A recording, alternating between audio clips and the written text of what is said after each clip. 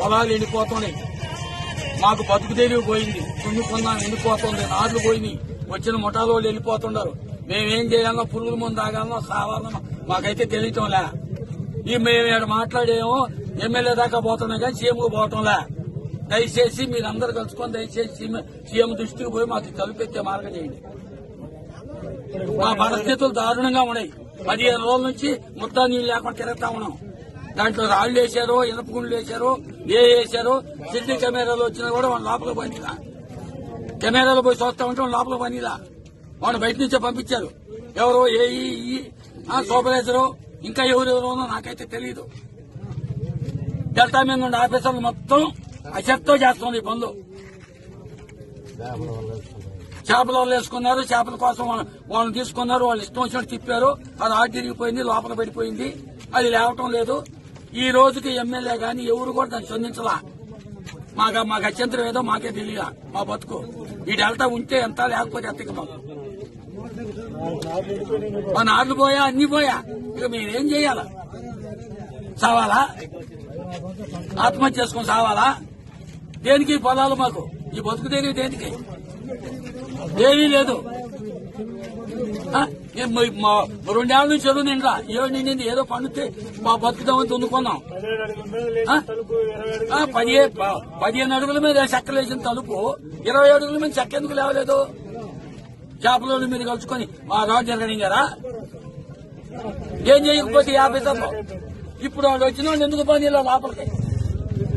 వాళ్ళు CC camera పెట్టి ఎక్కడ ఏ నట్టు పట్టుకుని ఉందా చూడాలని పోయారు. వాళ్ళు బాగుండే సరింది గారు బయటికి 700 స్టాఫ్ మొత్తం 700 స్టాఫ్ మొత్తాన్ని తెలిసి లోపల ఏం జరిగింది తూలు అనేది మొత్తానికి తెలుసు.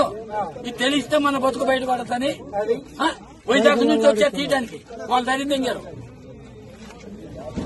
వాళ్ళు డబ్బులు కూడా సరిగ్గా కూడా తేలిక చేసినట్టే పని. పెద్ద నదుల మీద కృష్ణ మీద బోట్లే బయటకు లాగారు. ఇదంతా కోరికసుగా కొట్టాం ఇంటికా. ప్రభుత్వం తలుచుకుంటే ప్రభుత్వం దృష్టికి బానిస్తుందా? ఎమ్మెల్యే చుట్టూ తిరుగుతున్నాయి. ఎందుకు బాగూడదు ప్రభుత్వం దృష్టికి? ఏం చేశాం మేము? పాపం రైతుగా పుట్టడం పాపమా? మేము వ్యవసాయం చేసుకోవడం పాపమా? డాక్టర్ల వాళ్ళకి ఆడకట్టాలా డబ్బులు? మా ఏళ్ళకి ఆడకట్టాలా? వచ్చిన ముఠాల వాళ్ళకి ఆడకట్టాలా? కూడు నీళ్ళు లేకుండా చచ్చిపోతున్నాం.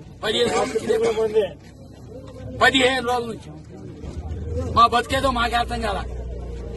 ఇవాళ తలా ఒక డబ్బా తెచ్చుకుని తాగడం అనుకున్నాం. వేణే దాని కూడా ఇస్తే రాలా. మాజీ ఎమ్మెల్యే వచ్చాడు, ఏమన్నా ఇంకా పాపం కూర్చున్నాడు, లేచిపోయాడు. అసలు ఎవరు కలెక్టర్ వచ్చిందా, ఎమ్మెల్యే వచ్చాడా, ఎంఆర్ఓ వచ్చాడా, ఎవరు వచ్చారు? ఏ ఆఫీసర్ లేదు. 7 రోజులు ఏమో బండి లోపలికి చూస్తారుగా వాళ్ళు పెట్టి ఏ నట్టు పట్టుకుంది, ఏది పట్టుకుంది, వస్తుందా రాలేదా, ఇది వసద్దా రాదు చెప్తారుగా. వాళ్ళు దేనికి పనిలా? ఇలా ఏం మరపు ఉంటే పనిలా. కనీసం అవి ఎత్తేదానికి వాళ్ళు చెప్తారు కదా, పలానా దగ్గర కొట్టుకొని ఉందని. ఆ చెప్పేదానికి కూడా అవకాశం లేదు కానీ వాళ్ళు బయట స్టాఫ్ మొత్తానికి తెలిసింది. తెలియనోడే లేడు. ఇది తెలుసు సూపర్వైజర్ తెలుసు, మొత్తానికి తెలుసు.